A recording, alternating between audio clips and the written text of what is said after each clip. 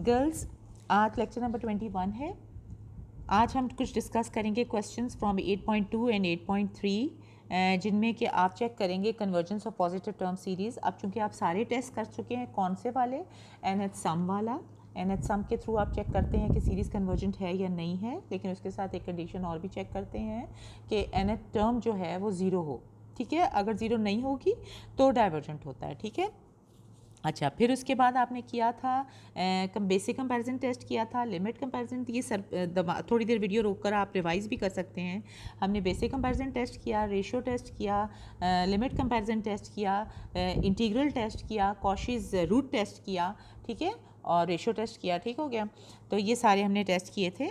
अब आप थोड़ी देर वीडियो रोककर फिर चेक करें कि आपको ये सारे टेस्ट पता हैं, रिवाइव हो जाते हैं कि नहीं। अच्छा जी, अब एक्सरसाइज 8.2 का मैंने कुछ सीधा सीधा से सवाल लिए हैं।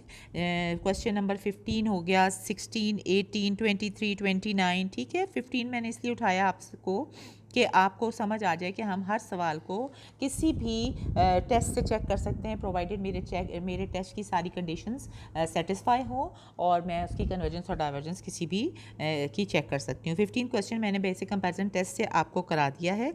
अब हम इसको करते हैं किसी नए टेस्ट, रेशियो टेस्ट से कर लेते हैं। ठीक है, ठीक हो गया, रेशियो टेस्ट से हम कर लेते हैं। ये जी फिर 15वां सवाल है।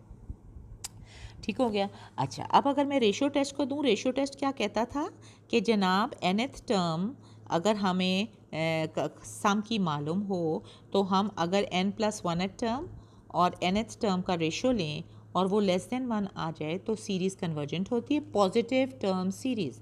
और अगर वो ग्रेटर देन 1 आ जाए तो डाइवर्जेंट होती है, इक्वल टू 1 आ जाए तो टेस्ट जो है वो फेल हो जाता है। तो अगर मैं इसके ऊपर अप्लाई करना चाह रही हूँ, ठीक है, तो मैं इसका अप्लाई करती हूँ। इसकी nth टर्म क्या आएगी? n+1 term. nth टर्म तो ये सिग्मा जब लिखा हुआ है तो nth टर्म के साथ लिखा जाता है सीरीज़ को, ये भी आपको पता है। nth टर्म इसकी होगी 1/n फैक्टोरियल, जो कि डिनोमिनेटर में आ जाएगा, और ऊपर n+1 टर्म। n+1 टर्म कैसे उठाई जाती है? जहाँ जहाँ n मौजूद होता है nth टर्म में, उसमें n+1 डाल दिया जाता है, तो आपकी n+1 टर्म आ जाती है। अब हम इन दोनों का रेशियो जो है वो लेकर चेक करते हैं। ठीक है, तो हमारे पास आ जाता है limit n tends to infinity and 1/n+1 factorial का मतलब था n+1 इंटू n फैक्टोरियल। सही बात कर रही हूँ, गलत कर रही हूँ? और जो डिनोमिनेटर था उसका n फैक्टोरियल। ये आपको खुद करना चाहिए, थोड़ी देर वीडियो रोकें, खुद करें, आपको देखें 1 सेकंड में समझ आ जाएगी।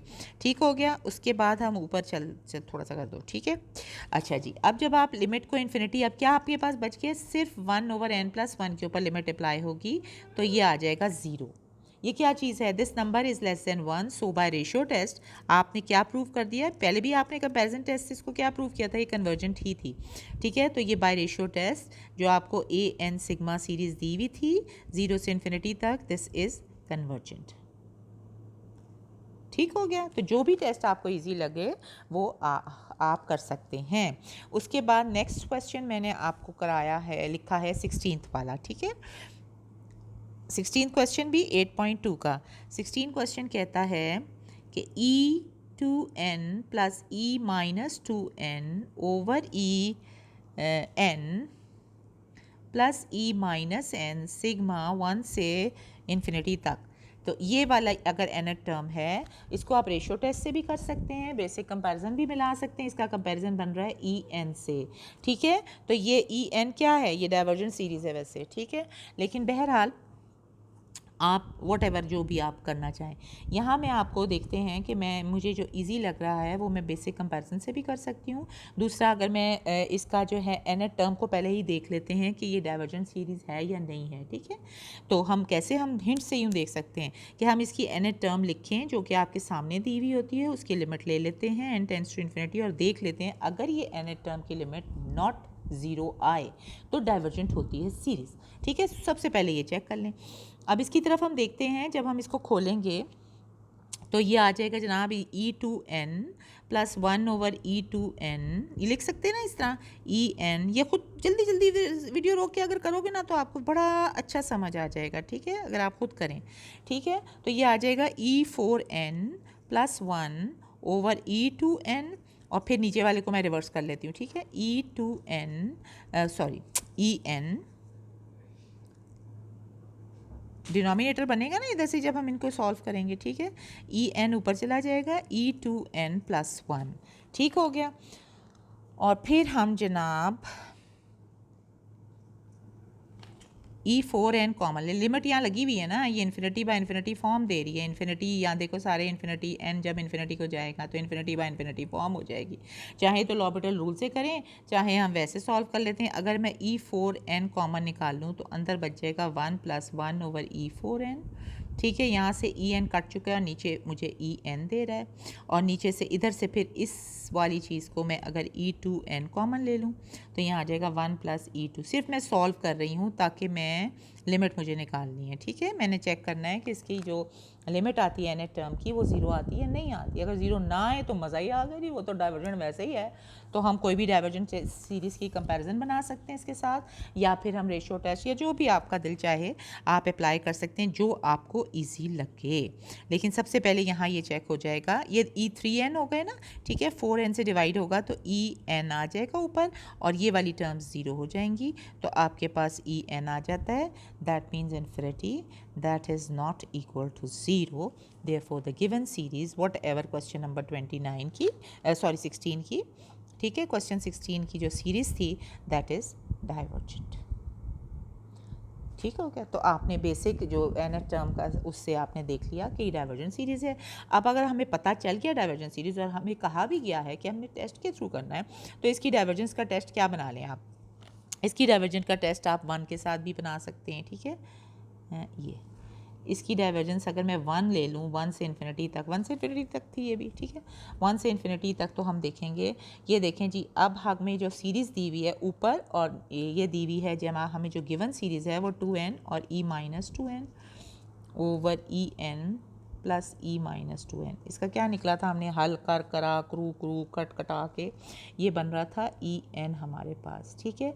और En जो है वो 1 से बड़ी सीरीज़ है, ठीक है, पता है ना En। तो जब अगर बड़ी सीरीज़ है और ये जो 1 सीरीज़ है ये क्या है, 1+1+1+1 करके n टाइम्स होगा तो that will be infinite, that mean divergent series है। तो जब इनका कंपैरिजन होगा तो जो an होगा, यानी जो आपकी सीरीज़ होगी, ये जो गिवन सीरीज़ होगी ये इससे बड़ी होगी। तो अगर छोटी सीरीज़ का डाइवर्जेंट है तो फिर ये डाइवर्जेंट होगी, यानी बेसिक कंपैरिजन टेस्ट से ये आपकी डाइवर्जेंट सीरीज़ हो जाएगी, ठीक है। तो ये कोई टेस्ट लगाने तो इंतहाई आसान है, और ये चैप्टर तो इंतहाई आसान है अगर आप अपना काम जो है वो तसल्ली से और करें, ठीक है। 1 is less then En series, ठीक हो गया, ये रफली मैं कह रही हूँ, ठीक है। तो बेसिक कंपैरिजन हो गया इससे, ये आपने नोट कर लिया, ठीक है।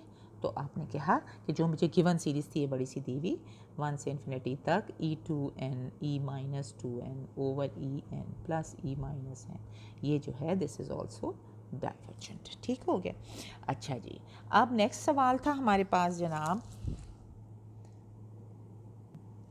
अच्छा जी, अब ये क्वेश्चन नंबर 18 को देखें। 18 क्वेश्चन में लिखा है 1+1/n⁴n, ठीक है। ये देखें जी, कुछ बच्चे का ख्याल होगा कि ये देखें जी रूट बनी हुई है तो हम रूट टेस्ट अप्लाई कर सकते हैं, ठीक है जी। हम करके देख लेते हैं। अगर an जो हमें दी हुई है वो हमें दी हुई है सब n टर्म जो है वो दी हुई है 1/1+n⁴n। मैं इसको रूट टेस्ट लगा देती हूँ जी। रूट टेस्ट क्या, मगर क्या कहता था, जब मैं रूट टेस्ट लगाती हूँ तो मेरे पास ये बच जाता है, इसकी n रूट कट जाती है, ठीक है। रूट टेस्ट क्या कहता था कि जब इसकी लिमिट ली जाए a⁴n की तो answer should be either less than 1 or greater than 1. If it is less than 1 then it is convergent series, if it is greater than 1 it is divergent series. If it comes out to be by chance 1 then you cannot infer any result from this test, ठीक हो गया। तो फिर हम इधर से देखते हैं कि जब हमने इसके ऊपर अप्लाई किया an के ऊपर, जब n इन्फिनिटी को टेंड करेगा तो क्या होगा, 1 आ गया answer, that means your test fails. तो अब हमें कुछ और अपॉर्चुनिटी करनी पड़ेगी।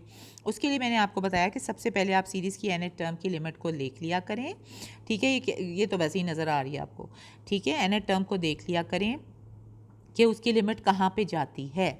जब आपने ये किया हो, ये ऐसी चीज़ आपने कहीं देखी भी है ना, क्या था 1+1/n limit n tends to infinity, ऊपर उसका इन्वर्स पड़ा हुआ है, तो ये क्या होती है, ये होती है जी e, and e is not equal to zero. That means अगर nth टर्म की लिमिट जो है वो ज़ीरो नहीं है, that means it is a divergent series.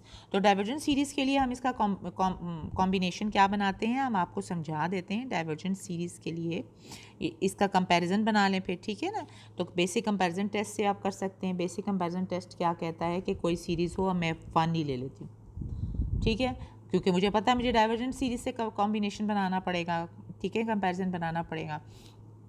तो मैंने कहा मैं ये ले लेती हूँ, this is a divergent series, ठीक है। अब मैंने सिर्फ चेक करना है कि मुझे जो सीरीज़ दी हुई थी 1/1 + n raise to power n, either it is greater than one series या फिर लेस दैन वन सीरीज़ है, ठीक है। इन दोनों का कंपैरिजन मुझे करना है, ठीक है।